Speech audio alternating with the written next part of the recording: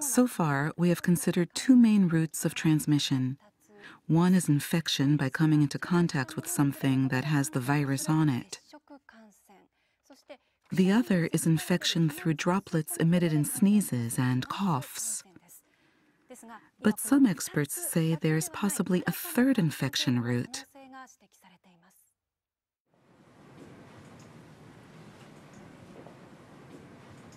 Experts are now looking at this new infection mechanism as the key to preventing the further spread of the virus.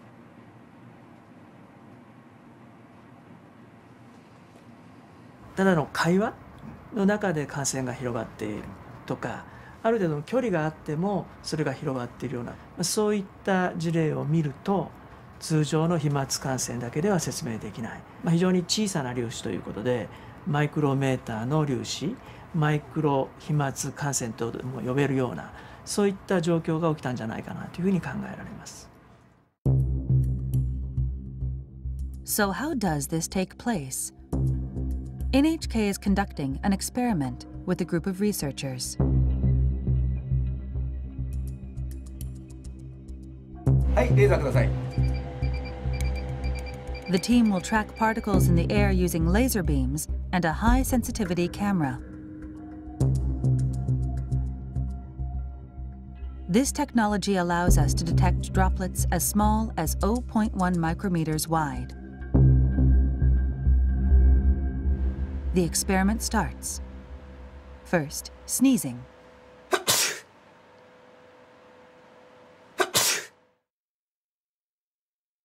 We can see a large droplet about 1 millimeter in diameter.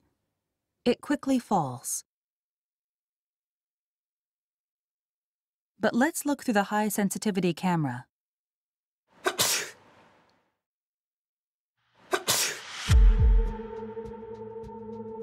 We can see small particles that seem to glitter floating through the air. These particles are all smaller than 10 micrometers, or 1/100th of a millimeter in diameter. Let's take a look from a different angle. They're small and light. You can see them drifting through the air. These are microdroplets.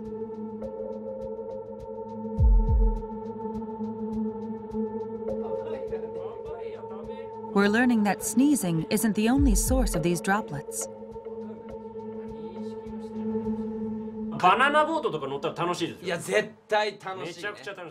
We ran the same experiment on a close-range conversation. People generate a lot of microdroplets when they talk loudly.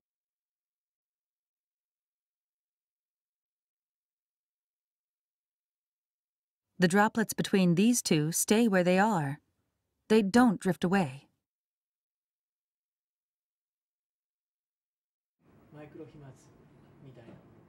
It's not yet known what volume of microdroplets leads to infection. But Tateda says we can't rule out the possibility that microdroplets have spread the virus to some extent. そのマイクロ飛沫、小さな粒子の中にもたくさんのですね、生きたウイルスがいて、大きな声での会話、あるいは激しい息遣い、そういった中でですね、このマイクロ飛沫ができて、それが近くの人、その人が吸い込むことによって感染が広がる、そういったリスクが見えてきたものと思います。The risk of infection through microdroplets becomes even greater in a closed space with poor ventilation.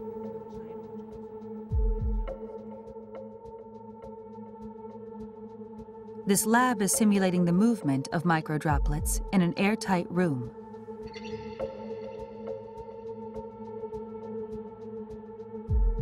About 10 people in an enclosed space the size of a classroom.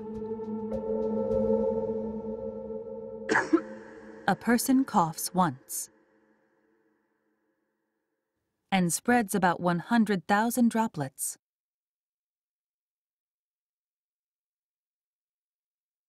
Large droplets are shown in blue and green.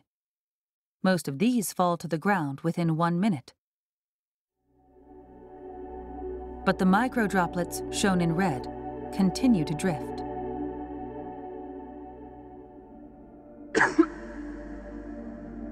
This simulation uses only microdroplets.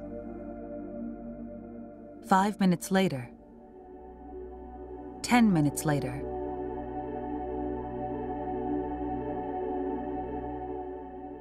20 minutes later, the microdroplets are still floating in place. 空気がよどんでいると、つまり空気の流れがないということで、マイクロ飛沫そのものは、落ちたり、違う場所に動くことはできませんので、長時間その場所にとどまるっていうことになります。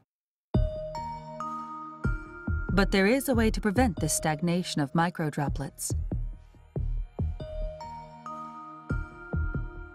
Opening windows and increasing air circulation is believed to be effective.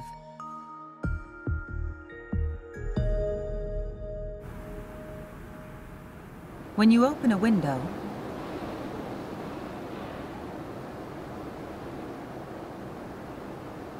microdroplets are quickly swept away.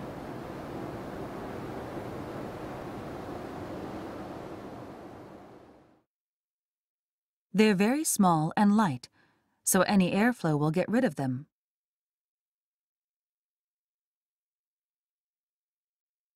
できればですね、2箇所開けて風の流れを作ってあげるということが大事。